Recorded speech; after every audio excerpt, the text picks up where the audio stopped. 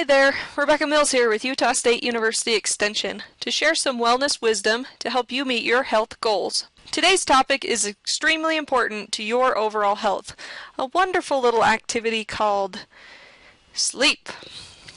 Maybe you're watching this in the middle of the night because you can't sleep, or maybe it's the middle of the afternoon and you're trying to stay awake at your desk. Either way, come with me to Dreamland. There's some really great things you need to know. First, we'll talk about what happens when we are sleeping.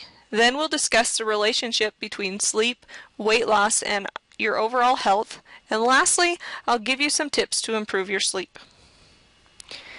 It can be said that the time we spend sleeping is actually our body's most productive time of the day. You might be wrinkling your eyebrows at me for that statement, but hear me out.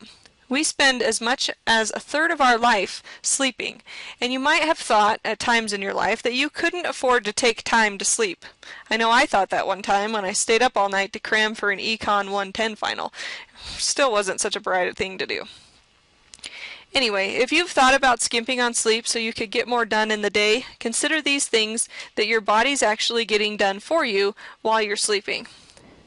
When we're sleeping, our muscles finally get a chance to relax, and if you've ever been really tense for an extended period of time, you know what a blessing it is to feel the relief of relaxed muscles.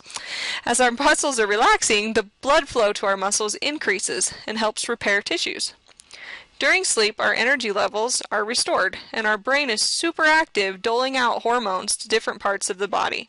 Growth hormone to help our bodies be healthy and strong, cortisol to help us be awake and alert when we're done sleeping, and others that help regulate our feelings of hunger and fullness.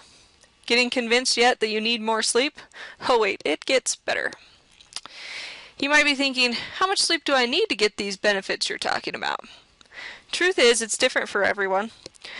And if you're not getting enough sleep, you'll start to recognize some of the short-term effects that we'll talk about in a minute.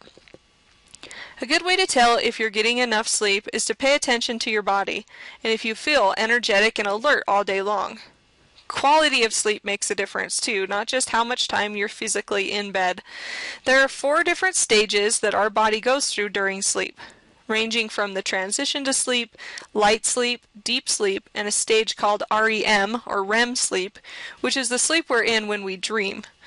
Deep sleep is when our body and energy levels are getting restored, and dream sleep, or REM sleep, is when our mind is getting restored, which plays a key role in learning and memory. If you're not spending enough time in the deep sleep part of the cycle, your body will try and make up that at the expense of REM sleep, no doubt resulting in that foggy-headed feeling we get when we're sleepy. This chart shows the average sleep needs for different ages. I'm amazed at how much sleep on average that teenagers need and probably aren't getting.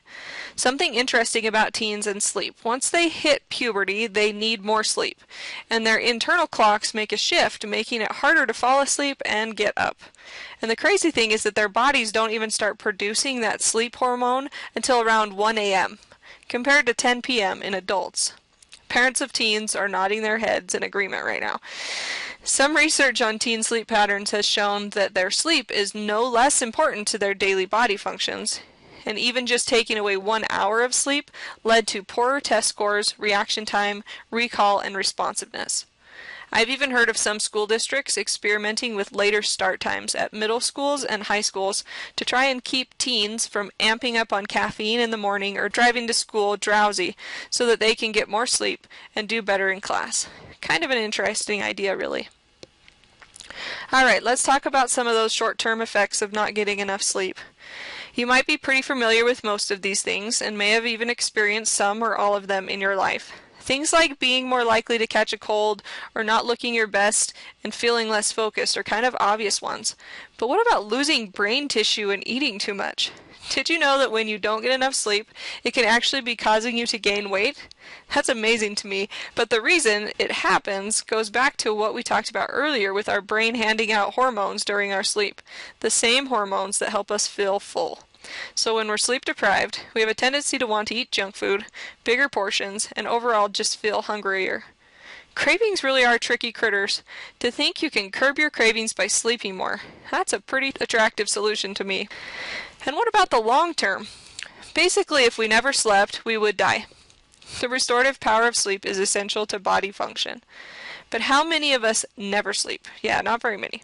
So most of us aren't getting enough sleep on a regular basis, though, which can lead to some really serious health problems. Several things are linked to long-term sleep deprivation. Colorectal and aggressive breast cancers, increased risk for obesity, stroke, diabetes, heart disease. Those are like the big five when it comes to killers. Okay, have I convinced you yet?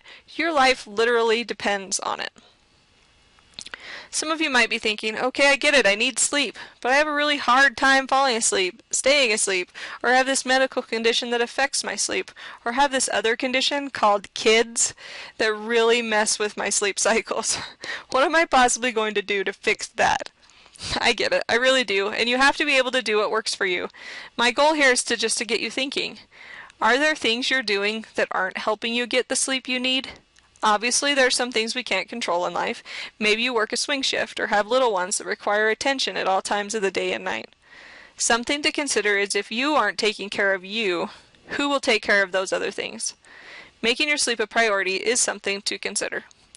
So here are a few tips to improve your sleep. If you have a hard time falling asleep, you can practice things like listening to soothing music, or focusing on your breathing, or imagining a relaxing place in your mind. Wait, don't go to sleep yet, I'm not done. These types of activities induce that slower heart rate, relaxing state that's necessary to fall asleep. Our bodies are naturally inclined to cool down before we go to sleep, and something that might help you is to take a warm bath to begin that relaxation, then afterwards you feel that quick cool down. That signals to your body it's time to rest.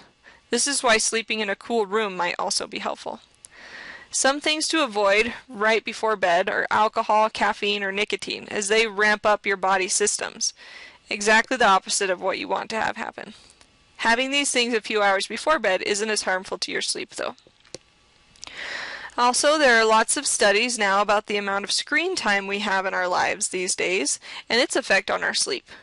The recommendations are clear that we should be avoiding those bright computer, e-reader, phone, TV, lights before bed. Digital lighting has a way of waking our brains up, not putting them to sleep. Again, not what we're looking for. And lastly, if you're awake, consider getting out of bed and sitting up for a bit. Maybe reading a book or something until your body starts to feel groggy again, and then try going back to bed. It might take 15 or 20 minutes, but that's not a lot when you compare it to an hour or more of tossing and turning. Just listen to your body. And remember those sleep cycles we talked about earlier? If you want more REM sleep, which is where you boost your mind and your mood, you might consider adding an extra 30 to 60 minutes of sleep in the morning, which is when REM stages of our sleep cycle are longer. One article I read suggested that since our sleep cycles last about 90 minutes, you could consider setting your alarm to wake you up at a time that's most natural for your body. This might explain why sometimes we wake up at a certain time and feel super awake. Well, your body just finished a sleep cycle and naturally thinks it's time to wake up.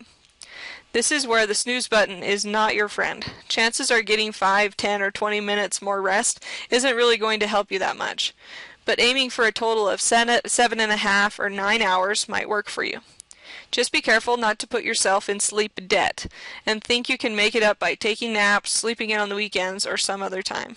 You can make some of it up, but just like being in debt with money, the interest never sleeps. Pun intended. And before you know it, you'll have a cold and your pants will be fitting a little tighter. In summary, on our sleepy little journey to dreamland, we've talked about how skimping on sleep might sound like a good idea at first, but you're basically only robbing your body of its ability to restore, rebuild, and help you out during the day.